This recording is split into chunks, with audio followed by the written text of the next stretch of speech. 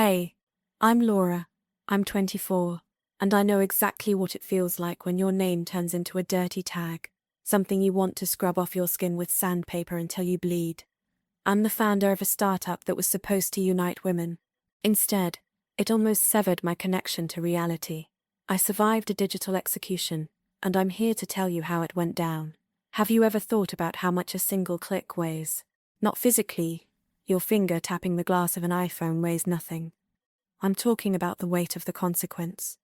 That split second when pixels on a screen arrange themselves into words that turn your life into rubble. Why are we so afraid of the dark in a room, yet we trust the light of a screen so recklessly? It's 3 a.m. Outside my window, San Francisco is suffocating under a thick, sticky fog. The locals call him Carl. He's pressing against the glass of my apartment in the Mission District, like he's trying to force his way in. But it's colder inside than it is out there. I'm sitting on the bathroom floor. The tile is freezing against my thighs, but I barely feel it. In my hands, I'm clutching my phone. 4% battery. That's just enough juice to watch my world collapse. One headline. One thread. Thousands of comments. I stare at the screen. The letters are swimming, blurring together, but the meaning slams into my brain like a red-hot needle. Someone knows everything about me. Someone who hates me so much they spend hours, days, maybe months constructing this trap. Then, she's not who she says she is, reads the first comment. Her entire empire is built on stolen code, echoes another. I'm not crying. I don't have the energy for hysteria. I just feel this strange, sterile emptiness. It's like I've been given anesthesia before an amputation, but the surgeon forgot to tell me which limb they're cutting off. My future, my reputation, my soul. You think the internet is just a network. No. It's a mirror that can shatter and slit your throat if someone decides to aim the shards at you. I was ready for competition. I was prepared for the market to crash. I was ready for investors to slam doors in my face. But I wasn't ready for the assassin to be smiling at me from the screen of my own phone. How far would you go to protect what you built? And what do you do when the enemy is invisible, and every step you take to defend yourself just tightens the noose? Welcome to my personal hell. To understand the pain of the fall, you have to feel the height I was standing on. Just 7 days ago, the world was a different place. It was technicolor, glossy, and it smelled like expensive champagne and fresh printer ink. I was standing on the terrace of a co-working space in Soma. The wind was whipping the hem of my ivory silk dress. A glass of Prosecco sparkled in my hand, and all around me was that specific, electric hum you only hear at successful launches in Silicon Valley. It's a cocktail of ambition, caffeine, and money. Laura, did you see hell? My assistant came running up to me. Her face was glowing so bright I thought she could light up the entire Bay Bridge. She shoved the tablet under my nose. Forbes next, 30 under 30, the future of female networking. And there was my face. In that photo, I looked unstoppable. Stern gaze, chin tilted up just so, hair perfectly blown out. A girl who knows what she wants. The girl who created FiendCore. A platform designed to be a safe harbor for women's professional growth, not just LinkedIn in pink, but a real ecosystem. Mentorship, investment matching, psychological support. I graduated with honors in marketing. I wasn't a code genius, but I was an architect of meaning. I knew how to sell a dream, and I sold it. $82,400. I whispered back then, staring at the crowdfunding numbers on the massive projector screen. We actually did it. It wasn't just money. It was votes. The voices of thousands of women who believed in me. I felt a physical weight of responsibility toward every single one of them. To the single mum in Ohio who pitched in $10. To the student at Berkeley who transferred 50. That night I felt bulletproof. I was surrounded by people shaking my hand, clapping my back, sliding me business cards. Investors from Andreessen Horowitz were nodding at me from the corner. It was that exact moment you don't sleep for, the reason you eat cold pizza for months and forget to call your parents. My apartment, when I finally got home that night, felt like a palace. Even though it's just a studio with panoramic windows and minimalist design. White walls, grey sofa, glass desk, sterile, maybe, but for me it was a symbol of order. I loved order. My life was categorized and shelved. KPIs, roadmaps, growth metrics, morning runs, meditation. I believed in startup karma. If you work honestly, if you pour your soul into it, the market will love you back. I believed the product spoke for itself. God, I was naive. I was so blinded by the spotlights that I didn't see the poisonous weed sprouting in the shadow of my success. I didn't see someone in the dark, loading a weapon. It started with something small. A tiny hairline fracture on a perfect facade. It was a Tuesday. I was in the office scanning the weekly analytics. The charts were climbing in those pleasant green lines. Ping, a Slack notification, then another. Ping, ping. I flipped open my laptop. Weed. Site traffic had spiked, but the bounce rate was through the roof. People were landing and leaving immediately. Or, worse, they were lingering on the About Us page. Laura. Jess's voice was trembling. She was standing in the doorway of my office, clutching a folder like a shield. You need to see this. What is it? Server crash? I didn't even look up, still typing a reply to an investor. No, it's Reddit. I scoffed. Reddit. We didn't even run ads there. So, are they roasting the UI? No. Jess walked over and placed her phone in front of me. They're discussing you. I picked up the phone. The screen was warm from her hand, but the text on it doused me in ice water. The thread was titled, The Truth About Femcore and Its Genius Founder. Scam alert. My breath hitched. My heart skipped a beat, then started hammering somewhere in my throat. I started to read. You're all falling for the pretty picture. Forbes, successful success, the blonde with the degree. But nobody knows what lies at the foundation of this startup. I worked with Laura. I saw her steal ideas. Femcore is a shell, copied from a project by her former colleague, whom she forced out of the company by threatening legal action. Proof inside. I froze. My fingers went numb. Former colleague, forced out. What are they talking about? The Femcore team was just me, 2 freelance devs and Sonia, my co-founder who left 6 months ago due to personal circumstances. We parted ways amicably. I bought out her share. We had coffee to say goodbye. I scrolled down. Photos of me. Taken with a hidden camera in the office. I'm yelling at someone in reality. I was rehearsing a pitch and just gesturing emotionally. Screenshots of texts, ripped completely out of context. Phrases I never wrote.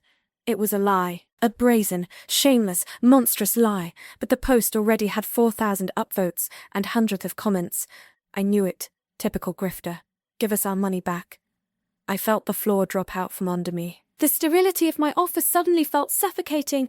The white walls were closing in. It's a mistake, I whispered. It's just trolling.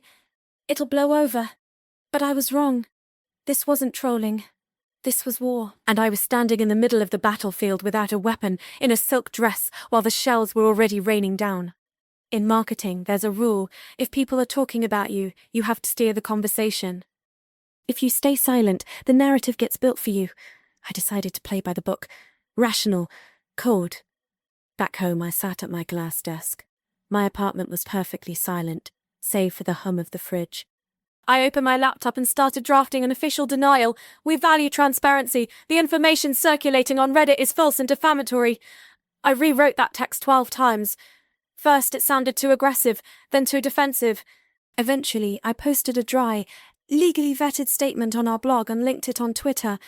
I hit tweet, and it was like throwing a raw steak into a pool of piranhas.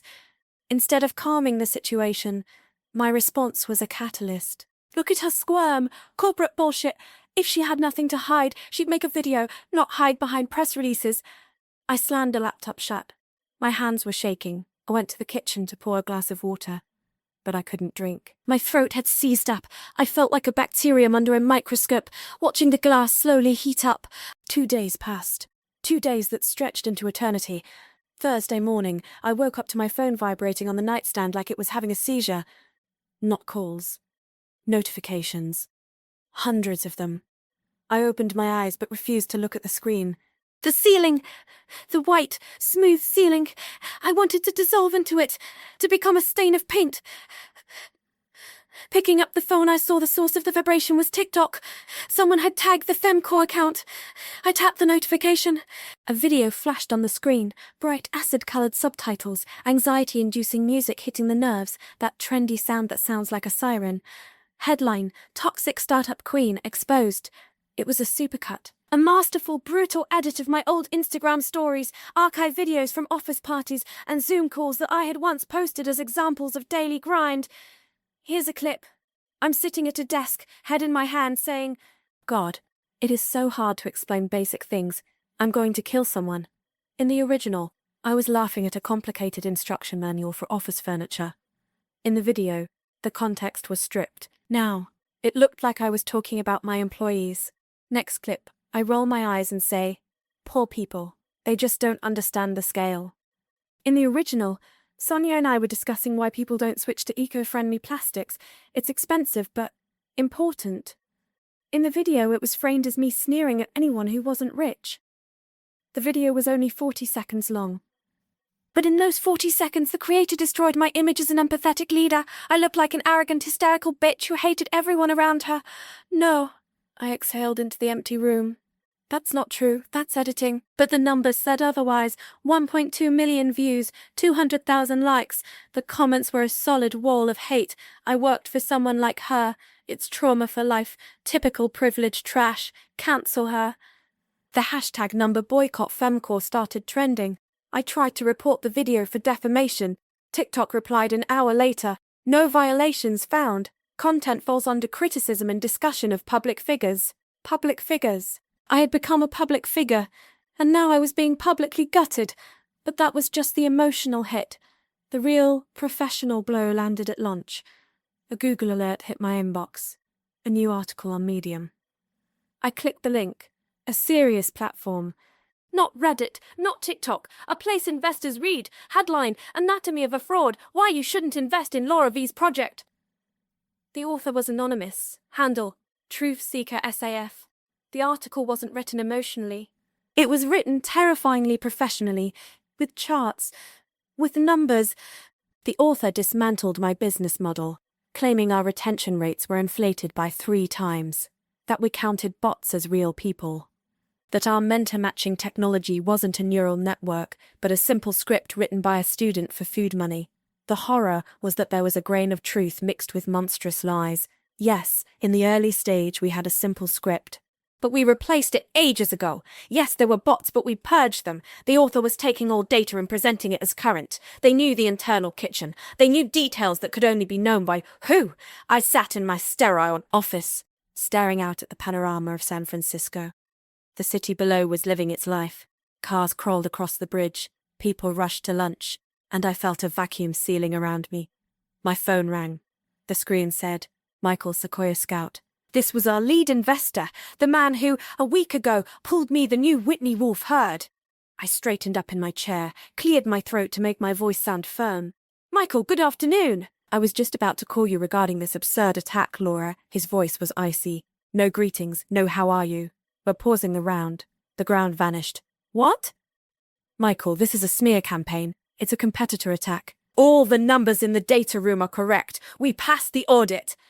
It's not about the numbers, he cut me off. It's about reputational risk. Laura, there is too much noise around you. Toxic noise. We can't afford to be part of a scandal like this. Reddit, TikTok, now this article alleging fraud. But it's a lie. I was almost shouting, forgetting my composure. You're smart people. You have to understand the difference between facts and hate. We understand that where there's smoke, there's fire. Clean up your past, Laura. When things quiet down, maybe we'll talk. But not now. Quick. I slowly lowered the phone. The screen went dark.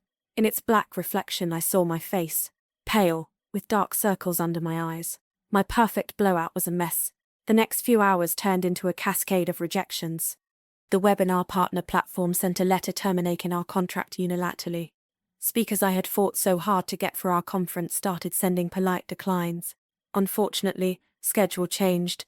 Unforeseen circumstances arose. They were all lying. They were just scared to get dirty by touching me. I had become toxic, radioactive.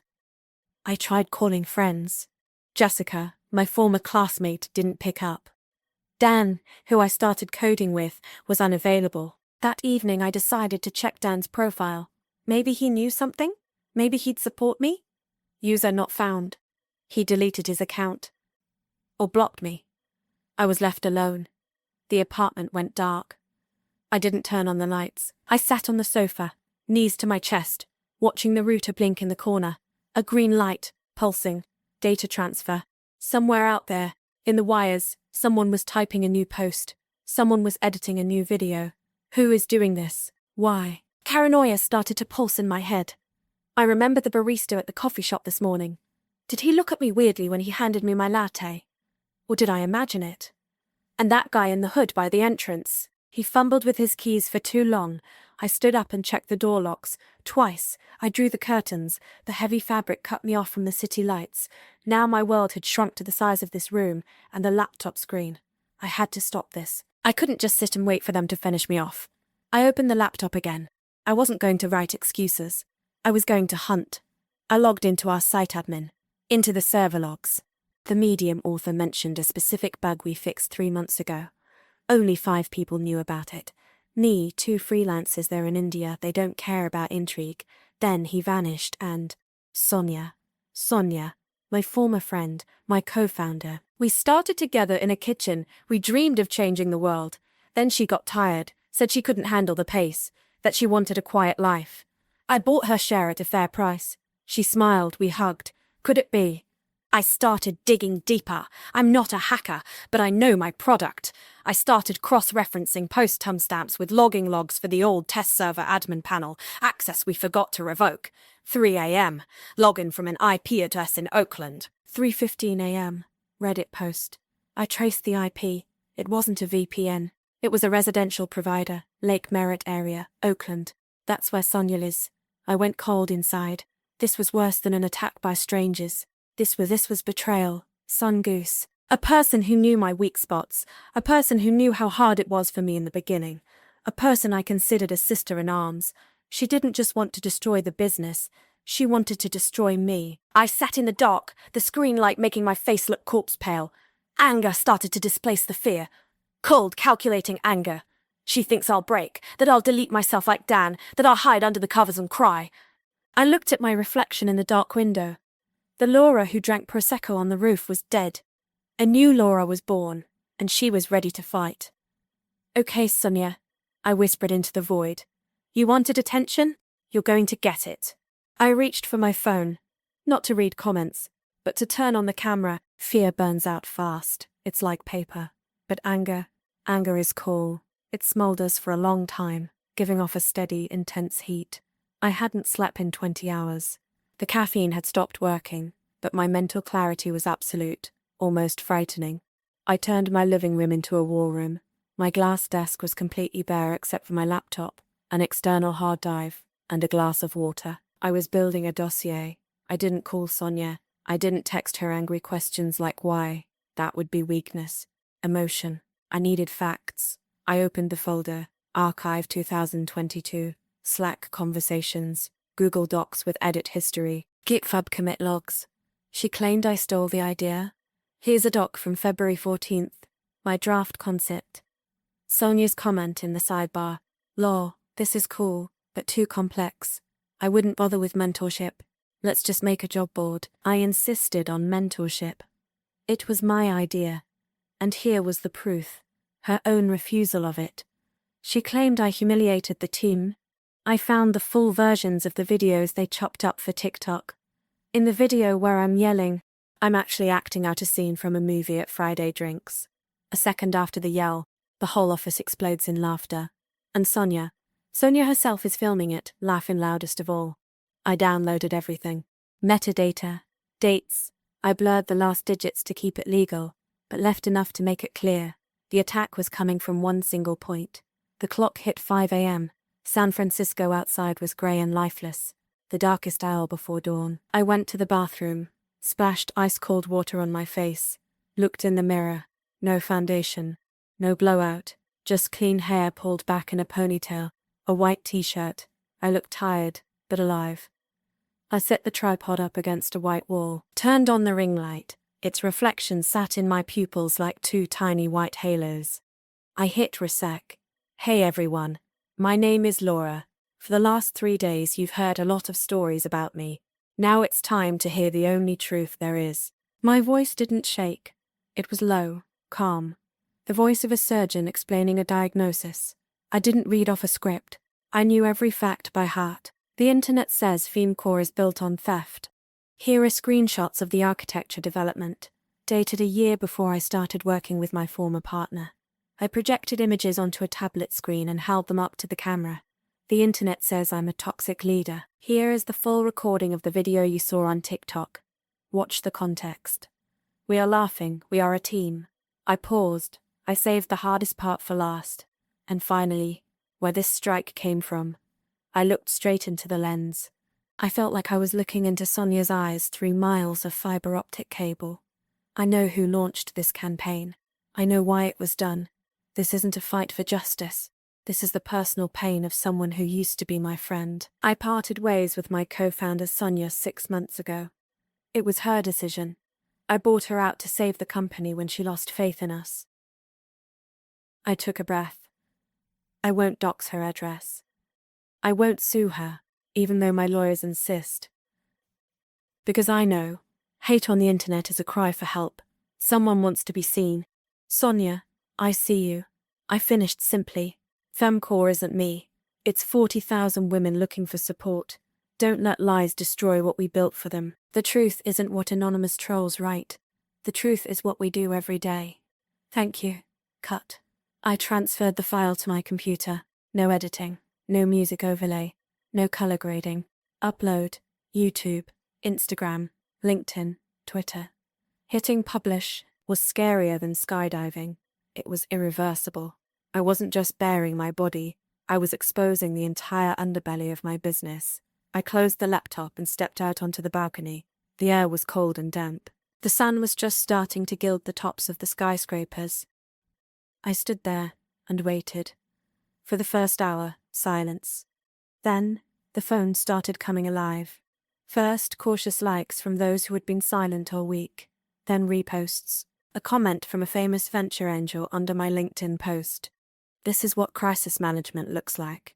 Dignified. Facts versus emotions. Respect, Laura.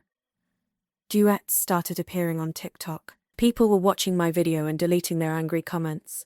Damn, I feel bad for falling for that edit. She brought the receipts. Case closed. The mood of the crowd shifted. The internet is a weather vane. The wind changed. Now they pitied me and despised those who bullied me. But I didn't care about the likes. I was waiting for only one thing. By evening, when the video had hit 500,000 views, an email arrived.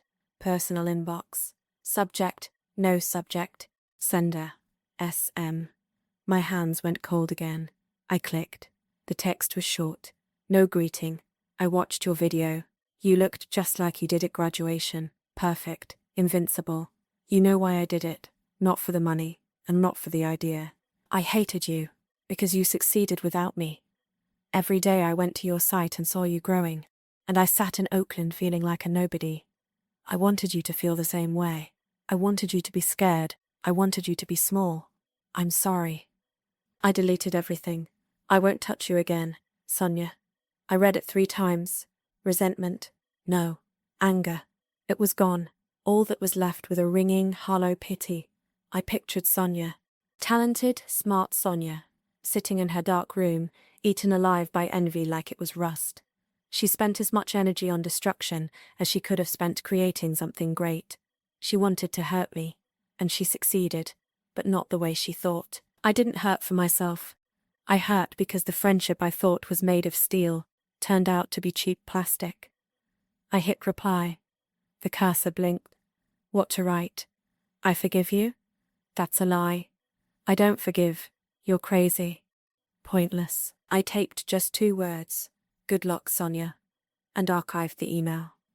The phone rang. It was Michael from Sequoia. Laura. His voice had changed. Now, there was respect mixed with a slight embarrassment. I saw the video. Strong move. I think we should meet and discuss unfreezing the round.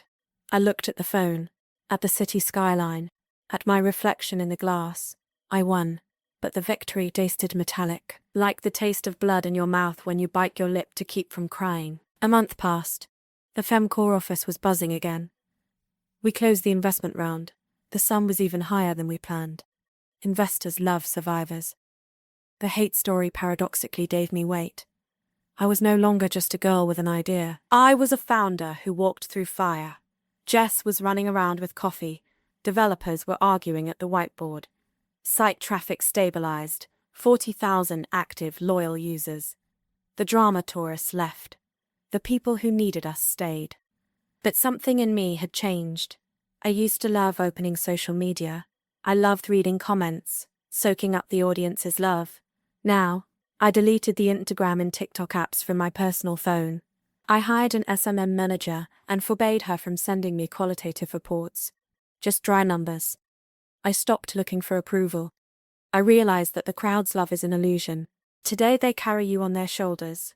Tomorrow they throw stones. The day after, they carry you again because you dodged the stone beautifully. Dan and I never spoke again. He tried to reach out, texted that he just wanted to wait out the storm. I didn't reply. In my new world, there is no room for people who vanish in a storm. I sat in my office.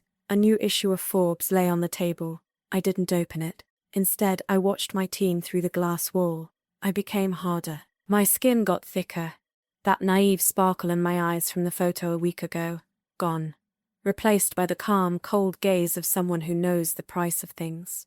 The internet didn't destroy me, but it took away my lightness. In exchange, it gave me strength. Is it a fair trade? I don't know, but it's the only one I have. I'm standing on the 90 days after 0 hour. The wind off the bay hits my face, cold and salty. It's real, not digital. This morning, I did something I avoided for a month. I Googled my name. First link, our site. Second, the Forbes article. Updated. Third, the link to that Reddit thread. It's still there. It didn't go anywhere. The internet forgets nothing. My name will forever be linked to those words: scam, fraud, toxic. Before, that thought would make me shake. I would have rushed to file takedown requests, spent thousands on reputation laundering. But now, I look at those links calmly, like an appendectomy scar. It's ugly, but it reminds me that I survived. It reminds me that I am a living organism, not a glossy JFAQ. I realized the main mistake everyone makes when they get thrown into the digital meat grinder. We try to appeal to the executioners. We try to be perfect so there's nowhere to bite. But perfection is blood in the water for sharks. The whiter you are, the more visible the speck of dirt. Sonia wanted to destroy me by showing my flaws. But she did me a favor. She smashed the display case. And now I don't have to worry about the glass cracking. It's already broken. And I'm standing among the shards, imperfect, tired, but real. Young founders often come up to me. They ask about metrics, pitch decks, hiring. But in their eyes I see another question, a silent fear. What if this happens to me? Here is my answer. Not for them, but for you. For anyone living on the grid. Don't feed the demons with your silence. When people lie about you, your silence isn't seen as dignity, it's seen as an admission of guilt. Step into the light. Speak, but speak with facts, not hysteria. Keep the receipts. Your truth must be digitized. Screenshots, contracts, texts. In a post-truth world, the only currency is proof. Be paranoid about documentation so you don't become a victim in reality.